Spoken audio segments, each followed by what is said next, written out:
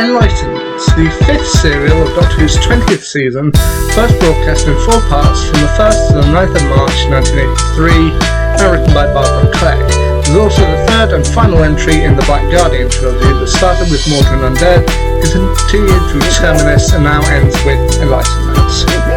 Aboard the TARDIS, the fifth Doctor, played by Peter Davison, and his companions Tegan Jovanka and Visitor Turbo, played by Janet Fielding and Mark Strickson, receive a message of kind of like a projection from the White Guardian, which is played by Cyril Lovell, who does actually reprise the role from season 16, particularly the Rebirth celebration.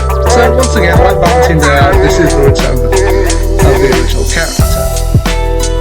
He manages to get a message through to the Doctor that is very kind of lacking in details due to the fact he hasn't got much energy to project through.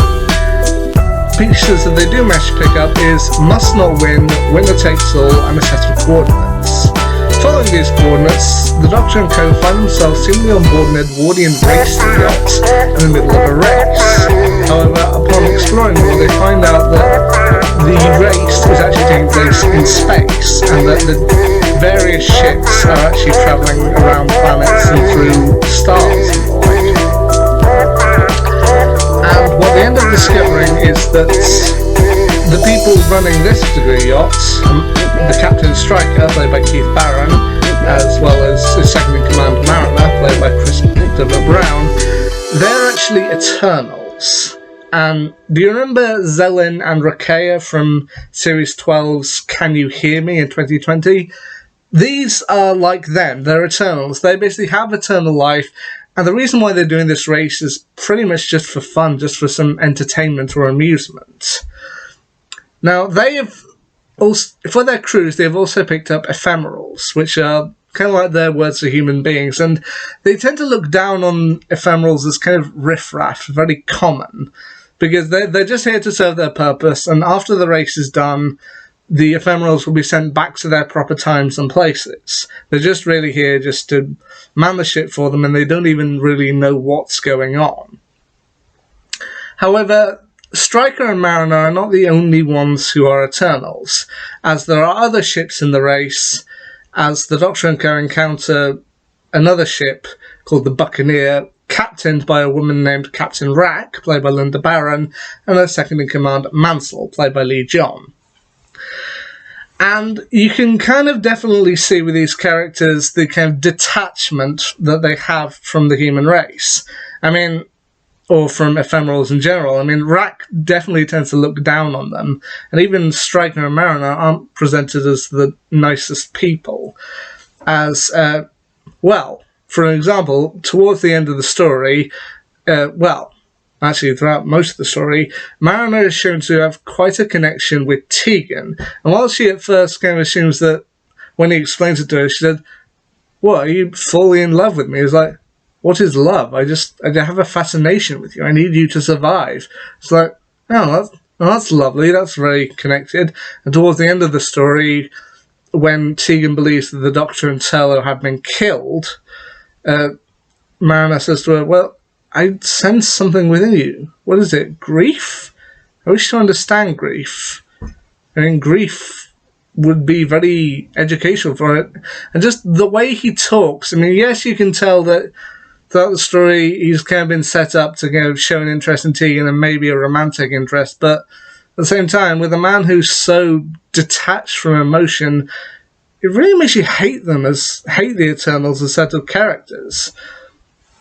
But anyway, it turns out that Captain Rack also has a plan of her own to kind of make sure that she wins the race, because the ultimate prize in this particular race is enlightenment.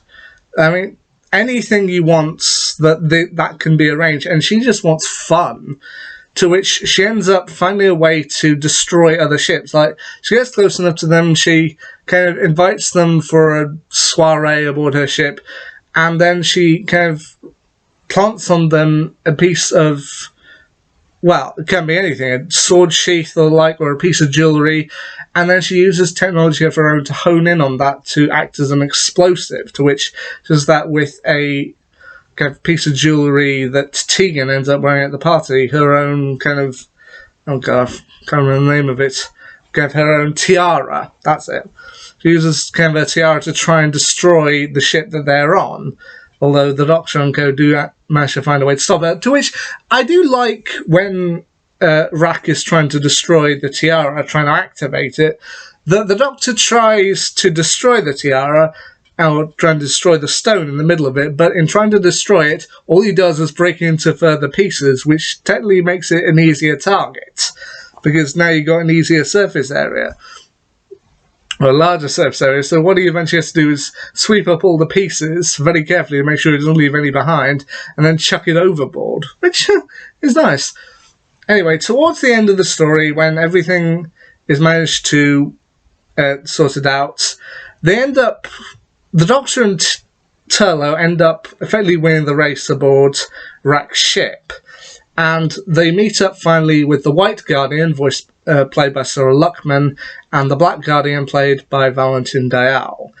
And they offer the Doctor the prize of Enlightenment, which is also shown in the kind of shape of an enormous diamond, to which the Doctor thinks about it for a second, and then says that he's not ready for Enlightenment. He's not ready for the kind of responsibility that Enlightenment would entail.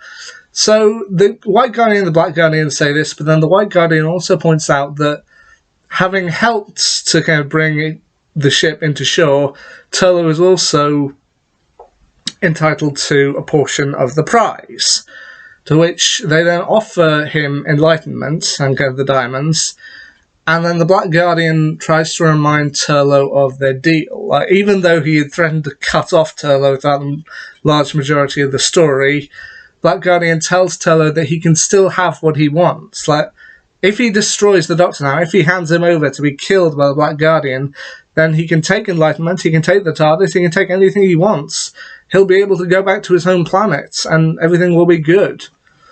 To which Turlough now kind of faces a dark choice, but having grown to care for the Doctor, he finally swipes the diamond off the table into the Black Guardian, causing the Black Guardian to burst into flames, which, I don't know, I found that quite funny. However, as the White Guardian points out, when the Black Guardian disappears, he says to Turlough that Turlough is free of his contract, as he did manage to stop the Black Guardian throughout all of this, and Tegan asks if that means the Black Guardian is dead, to which the White Guardian says, I am still here, so therefore the Black Guardian still lives.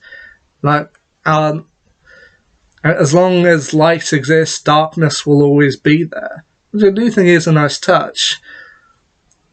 To which at the end, once the Black Guardian has been destroyed and the White Guardian has departed, Tegan is still a little reluctant to trust Turlough, given that Turlough was technically acting against them for a very long time, but the Doctor is seemingly prepared to accept Turlough.